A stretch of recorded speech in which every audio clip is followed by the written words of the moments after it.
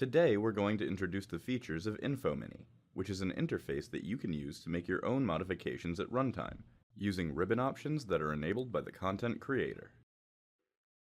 InfoMini can be enabled for charts, reports, and documents. The functions in InfoMini allow you to change the way you view content using the tabs that the content creator enables.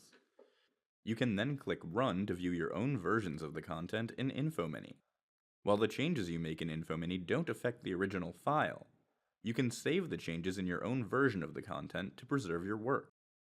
With InfoMini, you can specify the use of various tabs, which enable you to do things like change the chart type and output format, apply slicers to filter the content, or customize the appearance and active fields. When setting up the InfoMini interface, there are 3 sections of content for enabling different types of options. The first section contains the Home, Format, and Slicers tabs. The second section contains the Data, Slicer for Edit Mode, Layout, Series, and Resources or Field tabs. The third section contains options to run deferred or save. The options in these sections enable you to select the tabs that will be available when running content using InfoMini. There are 2 primary modes in InfoMini: Interactive mode and Edit mode. Interactive mode is used to format your content, while Edit mode allows you to develop it. Interactive mode is the default mode when an InfoMini application runs. The following options can be activated in interactive mode: Home tab, Format tab, and Slicers tab. In addition to the tabs that are available in interactive mode, the Edit mode provides options to activate the Data, Slicers, Layout, and Field tabs, as well as the Insert tab for documents and the Series tab for charts only.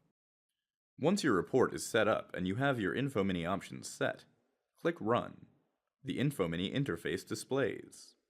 When running content in InfoMini, the Home tab allows users to change the output format of the content, customize its appearance, and add information in the form of headers and footers, and column and row totals. The Format tab contains most of the same options that are available when creating content. For a chart, you will have a choice of chart types, with the exception of the types categorized as Other. You can also change your content's output type.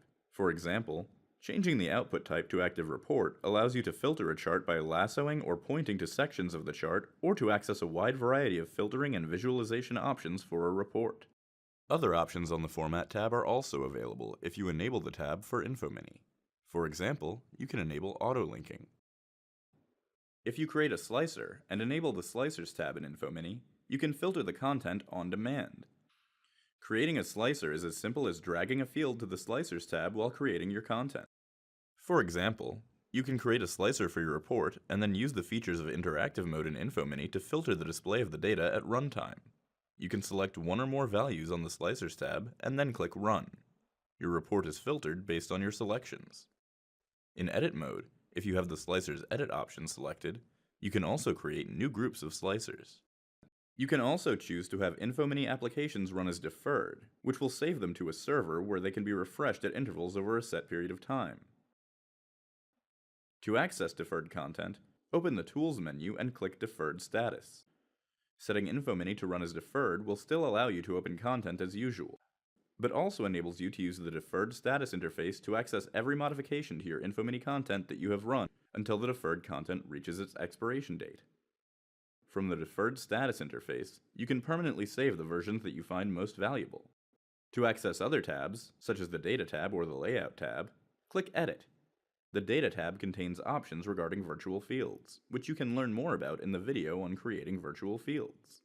It also allows users to create filters, determine how to handle missing data in the active fields, and switch between data sources. The Layout tab controls the structure of the report, such as its orientation and size, whether or not it uses page numbers, and how rows, columns, and additional fields fit into the content. The Field tab provides options for how your report or chart will be sorted and styled. For dimension fields, you can control how relevant data is broken up, displayed, and subtotaled. For measure fields, you can optimize the display for percentages, currencies, and other formats.